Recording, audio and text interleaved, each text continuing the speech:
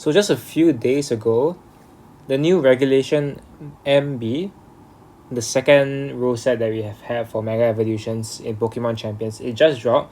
And with it, some fresh new Megas for us to play with, some new toys, so to speak. But I'm looking at these new Megas right now, and let me just say that it's the biggest piece of dog shit.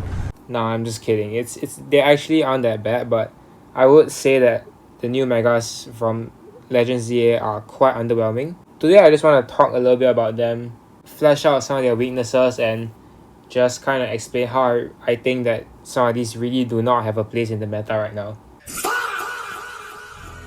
So first off, the whole reason I wanted to make this video, actually, it's Phalanx, okay? So face like a Phalanx on, coming up on ladder, and you see like the Mega Evolution animation, the no retreat animation, you're like, damn, that's hella tough.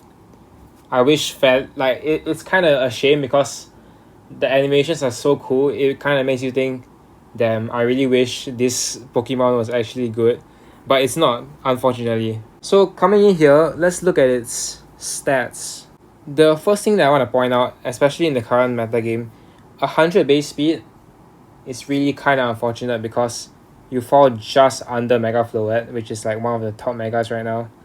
You kind of just die to it. You get O-Code by Mega Floette basically, which is one of the main weaknesses that Phalanx has. There's like 4 new Megas with step close combat, and I would say Phalanx by far is the worst. Well, Phalanx does have Defiant, and I would say Defiant is actually pretty useful considering how many Incineroar and probably Grimmsnarl with Parting Shot are running around right now. That's Grimmsnarl as a topic for another video, but Phalanx, the ability isn't really the problem. I would say that it's just cause the Mega doesn't get anything new or anything cool. It just keeps Defiant. It kind of gives Phalanx less ways to play.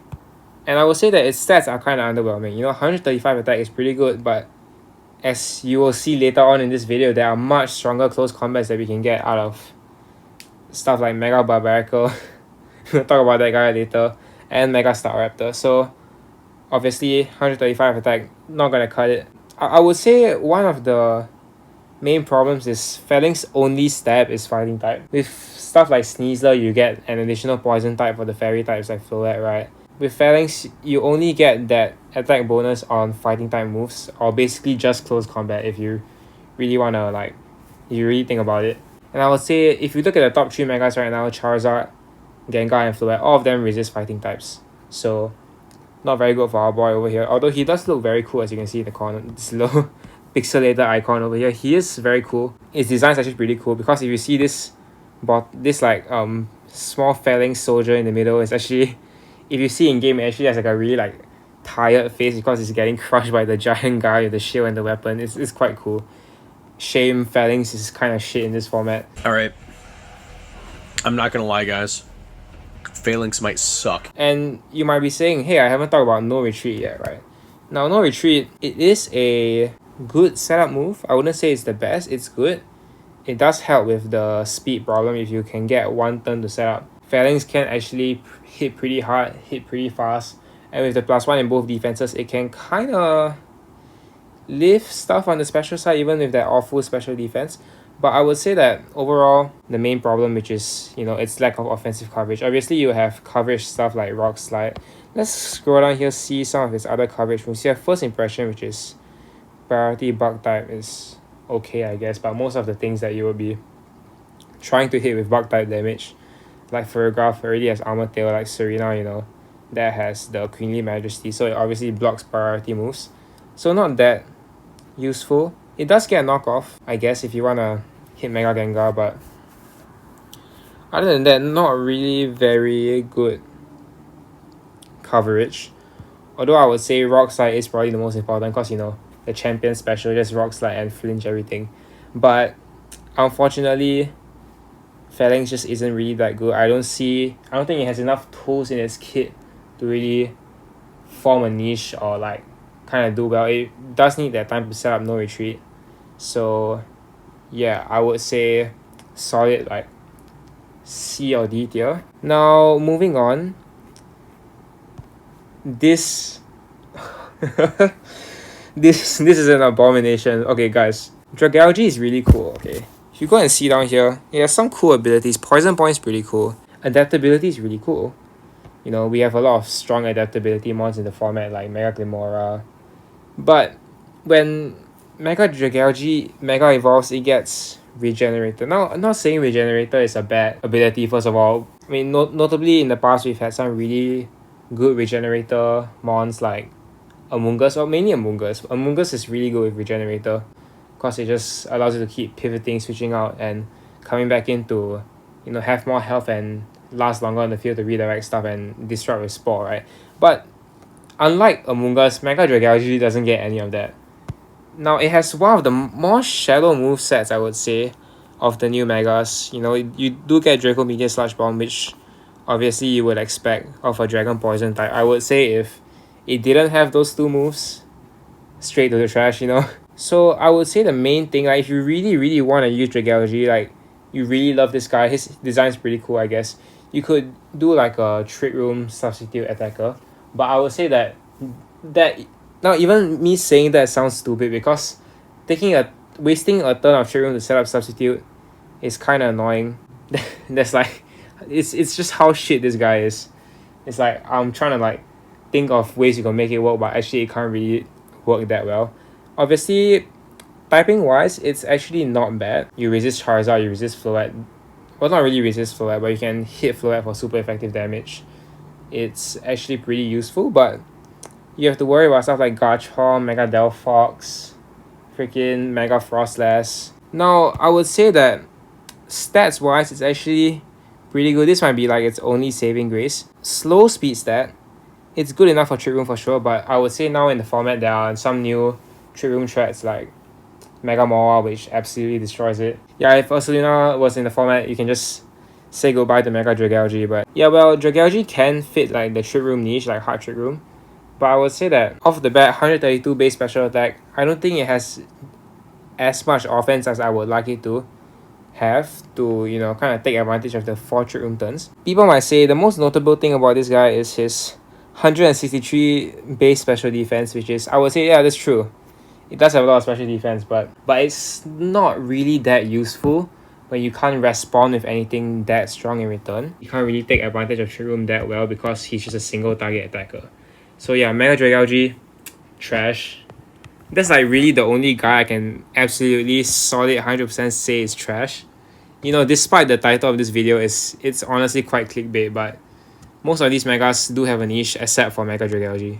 Now, I've just realized that I've taken like 12 minutes just to talk about Mega Phalanx and Mega Dragalge, checking back the recording, so gotta speed this up a little bit.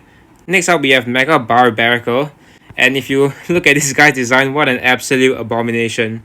You know, they had to make it pixelated because, you know, you don't wanna reveal his true ugliness to the world, am I right? But anyways, that aside, design aside, Tough Claws is actually a decent ability. We do have another good Tough Claws rock type in Aerodactyl.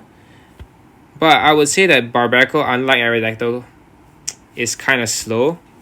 88 speed, I would say, is quite an awkward speed stat. You don't really have enough speed to outspeed like those main threats like Charizard and Floette that you would want to hit. You have too much speed to really work in Trick Room, so it's just kind of awkward.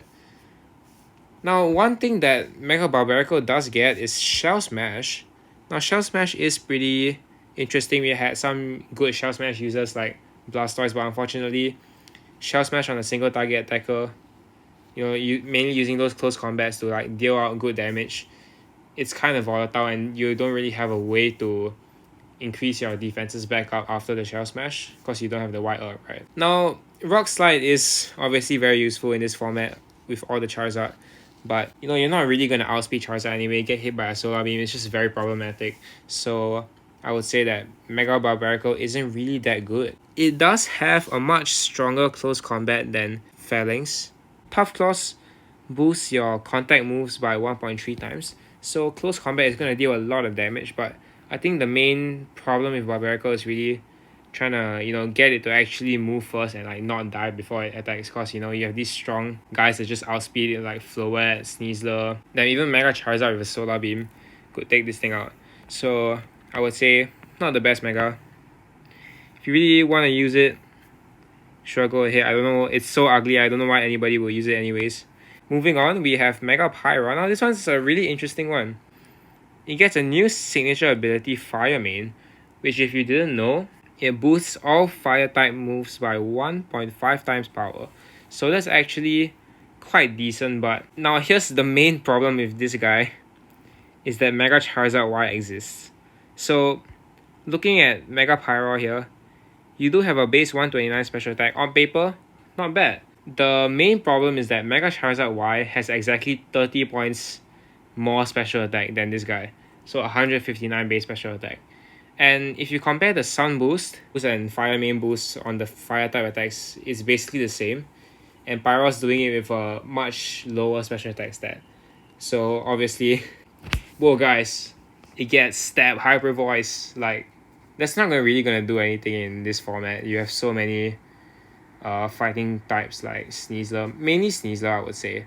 And Basculegion is a very bad matchup for this guy. And it's just a worse Charizard. It's not immune to Earthquake. And if you really want it to hit harder than Charizard, you have to pair with a Sun user like Whimsicott, Manual Sun, or like Ninetales and Torkoal, which is kind of awkward because you're already like doubling up on fire types. You just make your whole team a Garchomp victim, right? So that's kind of why I would say that Pyro isn't really looking that strong in the format. Just cause, you know, all the Zard-Y slot running around, it just gets outclassed in this role, you know, as like a strong fire type spread attacker. If you really need a strong fire type attacker, I would say go for Mega Charizard instead. Now, Mega Staraptor is actually one I really want to talk about. People were glazing this guy. So, you know, some casuals, I've seen some casuals, dare I say LARPers, saying Mega Staraptor is like, they're honestly like describing Mega Staraptor like it's the devil or some shit. Now, you do get Contrary Close Combat, which is quite useful. Obviously, if you guys don't know what Contrary does, oh shit, my screen flipped for a bit there. If you guys do not know what Contrary does, basically any stat changes that this Pokemon receives are reversed. So Intimidate attack drops are turned into attack boosts. The defense drop from close combat is changed into a buff in both special defenses. So after a close combat, you get +1 in both defenses, which is actually quite good. Where Mega Staraptor shines is his speed stat. Now this speed stat is actually really important because you do outspeed Mega Charizard, Mega Floette, and Garchomp. You can do some really interesting things with Staraptor, like you could pair it with Whimsicott with Charm, which will usually lower attack by 2 stages, but instead it will raise your Staraptor's attack by 2 stages cause of Contrary. Then you can like launch really powerful close combats off rip, really powerful Brave Birds. It's honestly really interesting. It does hit very hard from a base 140 attack, and obviously, like I said, good speed stat. Overall, really well distributed stats. Now, obviously, you have some tech options like Roost, Quick Attack, but I would say that the main thing that you want to do with Staraptor is just close combat for the defense boost. And then once you're like, you know, in a healthy, safe HP range, you can go for some Brave Birds, you know, pick up the KOs. And you can pair this guy with, obviously, like I mentioned just now, Whimsicott. You can pair it with Garchomp with Parting Shot or Scary Face. Scary Face increases your speed by 2. So you can like, you know, immediately outspeed stuff and, you know, pick up some huge KOs. So, you know, on paper, that does sound really good. But I do think that Mega Staraptor is quite, I wouldn't say it's like frail without the defense boost, but it does take some effort to, you know, get it to start steamrolling, you know. Because you do need that first close combat defense boost. And even after the close combat defense boost, you still take a huge, considerable chunk of damage from certain attacks. You kind of have to decide what stat on Mega Staraptor that you want to boost. Like if you want a self-Scary Face or self-Parting Shot, self-Charm, you have to decide whether or not you want to get the attack boost first or the speed boost first. And Flying Fighting, not a very good defensive type. Obviously, you take neutral from Rock Slide, which is obviously really good, but you give yourself a weakness to Dazzling Gleam from Floette, and like Dual Wing Beat from Aerodactyl, which just naturally outspeeds the Staraptor. So obviously, you do have to be really careful when you're trying to make Staraptor work. But I would say that out of all the new Mega, Staraptor does have the most potential. Who doesn't have potential though? This Mega I've been seeing glaze to high hell. Like, they've seen this really cool looking ability. Whoa, I think this shit is like kind of broken, guys, but it's actually not. So I would say that. So here's Mega Electros. How you pronounce it? Electros, yeah, Mega Electros. So if you guys don't know what this new ability is, it's basically Levitate, which Electros already got, and Beast Boost at the same time. You would and yeah, if you guys don't know what Beast Boost is, if you do pick up a knockout with a Pokemon with this ability, you will get a 1 stage increase in your highest stat. Unfortunately for Electros, no matter how much investment you do put in the speed, you can't really get a speed boost from this I almost say Beast Boost from Elevate, but you can boost one of your attacking stats. Obviously here it looks like attack is the highest stat, but I would recommend a special attacking moveset because Electros's physical moveset isn't really that good, obviously, and you have physical moves like Wild Charge and Supercell Slam. Supercell Slam is obviously not very good in doubles because Protect is so common, and you really take a lot of damage if you Supercell Slam into a Protect. So I would recommend a special attacking moveset on this guy. Thunderbolt, Dragon Pulse, you can discharge next to Garchomp. Garchomp is a good partner with this guy because you can Earthquake next to it. And Volt Switch just for, pivoting purposes. Let's look at the stats here. Now again, 80 speed is kind of awkward. You could, I guess, take advantage of Tailwind, but at the same time, there's so much Prankster Tailwind in the format that I don't think that's going to really work well for you. And it's not slow enough to be good under Trick Room, so Electros is just kind of left in this awkward position. Now, obviously, Elevate is a very cool ability, and you could definitely make it work. I would say electric type damage is it's pretty useful in this format, and with the Levitate benefit from Elevate, you can match up better in the Garchomp, and with Dragon Pulse, hit it back for quite a bit of damage. Mainly Electros is just kind of awkward. Like, it doesn't really do any single thing well. It kind of just is a strong special attacker. And if you do want strong special attackers, there's plenty of those in this format with higher special attack and higher speed. So I would say Electros is kind of in an awkward spot, although it does have a lot of potential with the ability. Next up, speaking of electric type damage, this one really excites me. Disregard the whole title of the video because we have an actually good pair of Megas here. Mega Raichu X and Y. So first of all, I want to talk about Electric Surge and Mega Raichu. A lot of people were saying, maybe you could use Rising Voltage, right? But this guy is really mainly a physical attacker. Obviously, with the abundance of Incineroar in the format, I wouldn't recommend running this guy as a solo Mega because you kind of just get shut down by one threat in Incineroar. But outside of that, its moveset is actually pretty good. If you do decide to go for the physical attacking moveset, obviously as Fake Out, Volt Tackle is a very, very strong move. Base 120, and I would say, in terms of base power, it almost matches up to Rising Voltage, where Rising Voltage is 140 base power in electric terrain. So with the little bit higher attack stat, you could definitely make up for that difference. It has Play Rough, obviously for the Garchomp, and with base 110 speed, you can outspeed the Garchomp. And it also gets knockoff, just for fun. So I would say overall, Mega Raichu X is definitely the worst of the two Mega Raichus, but it does have a niche.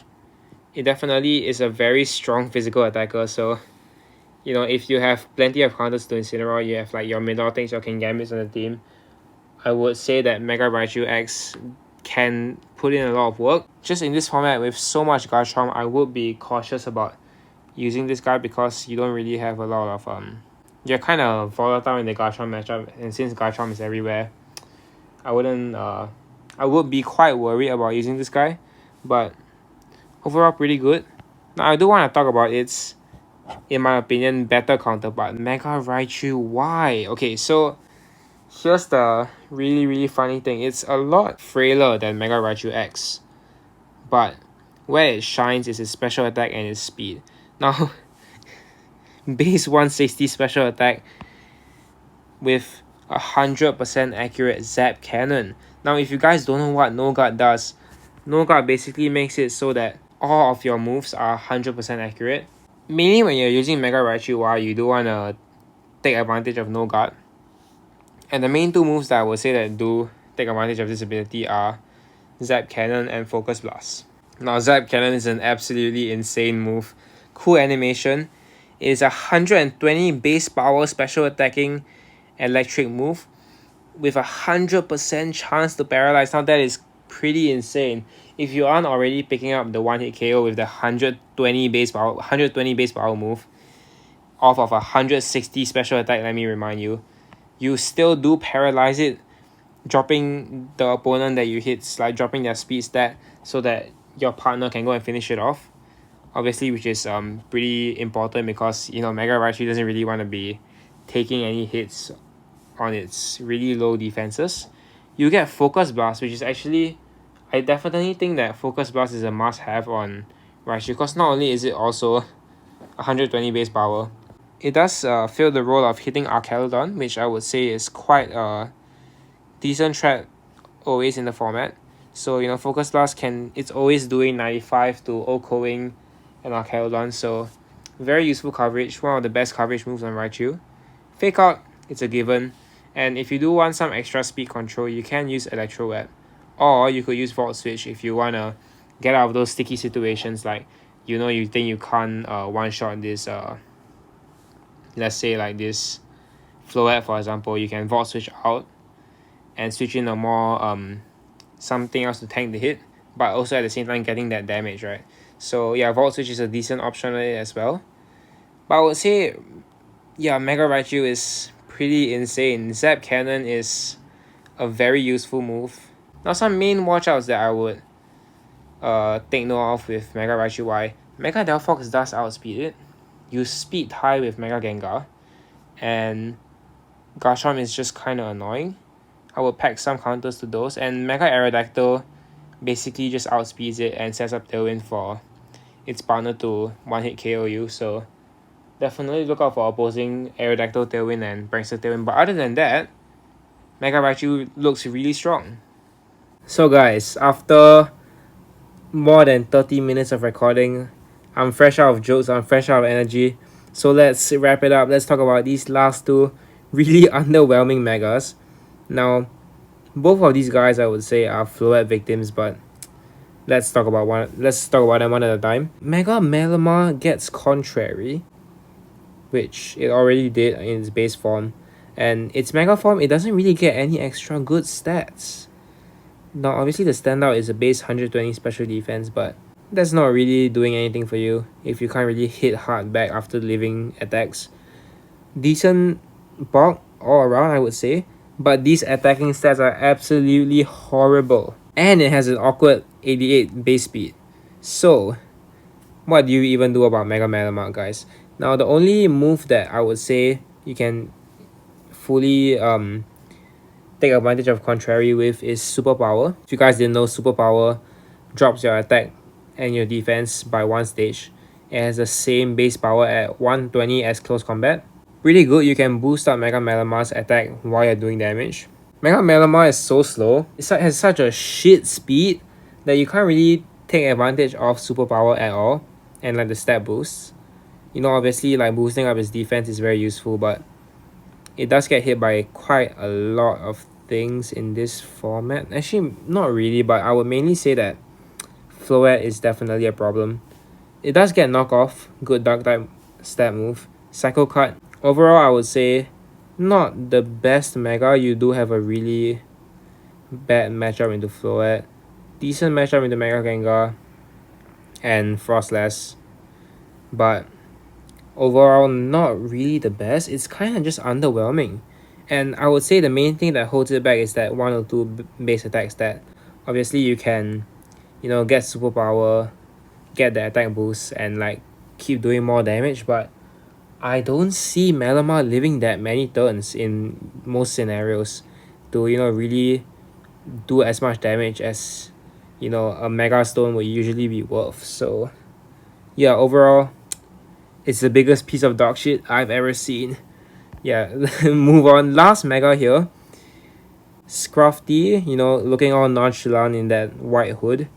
Now, Scrafty is a pretty cool Pokemon, good Intimidate user, but they absolutely did it dirty and removed Parting Shot from his moveset. Now, that is very unfortunate, and I would say that Parting Shot was one of Scrafty's best moves, but it still does get decent tools like Upper Hand. Obviously the Dual Step Close Combat Knockoff is pretty good. Now, obviously, it does get some really good stats, surprisingly good stats. 130 base attack is not bad, but it's like the 4th close combat stat that we've had on this video. Good defenses all around, but kind of a slow speed stat, so it's mainly just there to intimidate once, live an attack, get some damage, and then like next turn just die. And I would say the main problem is like stuff like Floette, Gardevoir, Sneasler even. Like obviously because once you intimidate and activate Sneasler's White Hood, you can just kind of die to close combat. So Scrafty not the best defensive type. I would say Fighting Dark isn't very desirable in the format right now. If you're looking for a Dark type Intimidate user, you know where to look. But anyways, that was everything. That was all the new Megas from Legends ZA that have come to Regulation MB. Overall, title of the video still holds up. These guys are pretty bad, and I would definitely, if we are talking about new Megas, I would look to some of the existing ones that were added, like Mega Metagross, Mawile, Swampert, Blaziken. Those are actually pretty good, and that's another topic for another video for another day. But I would say that overall, these new Megas were kind of underwhelming. If you want to see me talk about more Regulation MB stuff, that will be coming soon, especially with some gameplay videos now that they've come to mobile and I can record on my phone, and I don't have to rely on my shitty $18 Shopee capture card. So look out for the gameplay videos coming soon, and I hope you enjoyed my yapping.